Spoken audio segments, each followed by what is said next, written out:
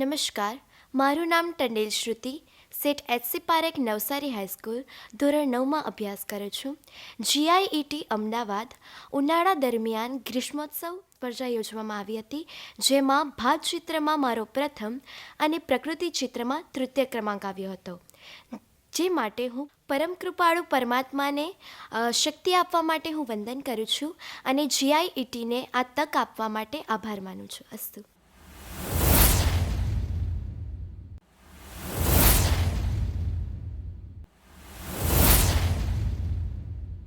નમસ્કાર, હું ધીરુભાઈ કરશનભાઈ ટંડેલ.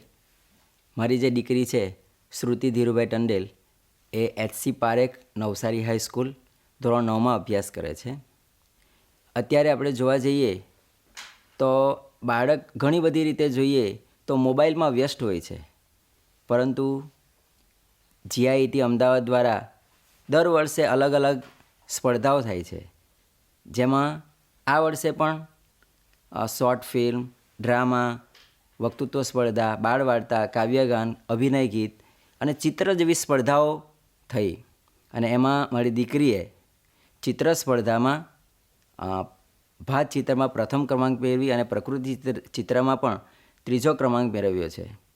ખરેખર જોઈએ તો વેકેશન દરમિયાન બાળક એ અલગ અલગ પ્રવૃત્તિમાં હોય છે, મોબાઈલમાં હોય છે અને બીજી ઘણી બધી પ્રવૃત્તિઓમાં હોય છે, પણ તે સાથે પણ આ ગ્રીષ્મોત્સવના કાર્યક્રમ દ્વારા અલગ અલગ સ્પર્ધાઓમાં જે બાળકોની જે પ્રમાણે એની રુચિ હોય એ રુચિમાં એને ઉત્સાહ અને પ્રેરણા મળે છે. અને તેની સાથે જો એમાં પરિણામ આગળ આવે તો એનો આત્મવિશ્વાસ વધે છે, અને આત્મવિશ્વાસ જ્યારે વધે છે ત્યારે એ બાળક આગળ જાય છે. ખરેખર ગ્રીષ્મોત્સવ દ્વારા જીઆઈઈટીએ આ જે કામ કર્યું છે એ ખૂબ જ સારું છે, કારણ કે બાળકોને જ્યારે ઉત્સાહ વધે છે ત્યારે એ બીજાને પ્રેરણા પણ આપતું હોય છે. ખરેખર કહેવાય એની આંતરિક શક્તિઓ ખીલવી છે. કેવી રીતના ખીલવી શકે? તો આવી રીતના આ સ્પર્ધાઓ દ્વારા ખીલી શકે. ઇમર્સન પણ કહે છે કે education is A life long process. A process is A internal development. જ્યારે બાળકનો આંતરિક વિકાસ થાય ત્યારે આગળ જાય છે.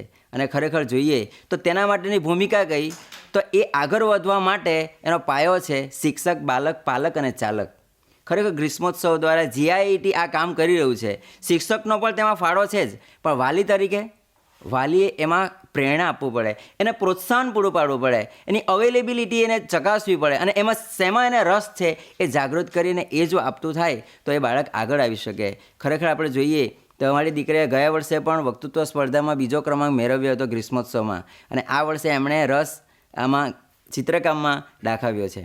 અને એમણે અલગ અલગ ચિત્રો બનાવ્યા. વેકેશન દરમિયાન એણે 12 કે 15 એવા ચિત્રો દોડ્યા છે અને એમણે તૈયાર કર્યા છે. તો આવી રીતે જ આ સ્પર્ધા દ્વારા જો આ બાળકોને એનું ક્ષેત્ર મળે, એનો રસ જાગૃત થાય તો એ આગળ વધી શકે છે, પ્રેરણા બીજાને પણ આપી શકે છે. તો વાલી તરીકે આપણે એને અવેલેબિલિટી અને એને ચોક્કસ એની શામાં રસ છે એ જો આપતા થાય તો એ આગળ વધી શકે છે. અને આ જીઆઈઈટી એ ખરેખર 4D કહેવાય: હેન્ડ, હાર્ટ, હેલ્થ અને હેન્ડ.